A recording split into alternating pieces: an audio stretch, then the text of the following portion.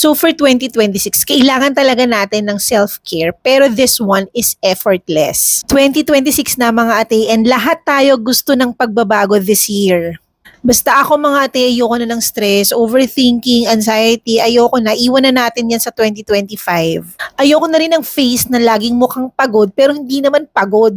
Para talaga makaiwas ako sa aking mga skin concern this year, ito talaga yung ginagamit ko. Ang Collagen Peptide and Elastic Drink from Nine Young Basic. By the way mga te, i-add ko lang, kapag nag-order kayo, isang box na yung makukuha ninyo. And take note, look at the packaging. It's so premium. Naka-engrave talaga ang kanilang brand. Carefully packed siya sa isang box. So, 10 bottles na yung marireceive mo, 30 ml per bottle at meron na siyang 5,000 mg of collagen. Pomegranate flavor siya, so masarap, hindi lasang gamot.